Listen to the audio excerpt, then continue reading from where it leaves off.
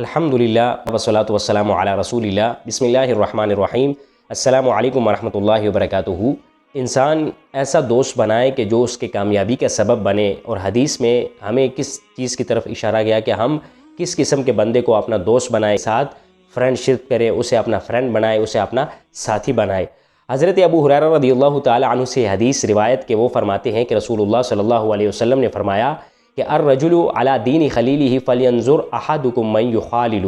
آدمی اپنے دوست کے دین پر ہوتا ہے، یعنی عادات اور اطوار پر ہوتا ہے، تو تم میں سے ہر شخص یہ دیکھ لے کہ وہ کس کے ساتھ دوستی کر رہا ہے، اس کی دوستی کس کے ساتھ ہے۔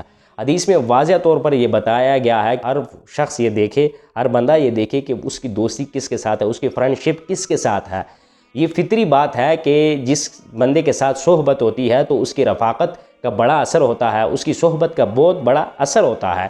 انسان اس کے ساتھ دوستی کرے کہ جس کا کردار اور اخلاق دینی ہو، اسے پسند آئے اور وہ اس کی دنیا کامیاب کرے اور اس کی آخرت بھی کامیاب کرے۔ اس آدمی ایسے بندے کے ساتھ چلن پھرن کرے، اٹھنا بیٹھنا کرے، وقت گزارے ایسے بندے کے ساتھ کہ جس کا اخلاق اور کردار اچھا ہو، وہ اسے برائی سے روکے اور نیکی کا حکم دے۔ اگر آپ کسی دنیا دار کے ساتھ ہم بیٹھیں گے تو ہمارے دلوں کے اندر بینک بیلنس، مال و دولت، کوٹھی بنگلے کی محبت پیدا ہوگی، اور جب ہم کسی نیک، پرہیزگار، زاہد، عابد، دیندار کے ساتھ بیٹھیں گے تو ہمارے دلوں کے اندر اللہ اور اس کے رسول کی محبت پیدا ہوگی۔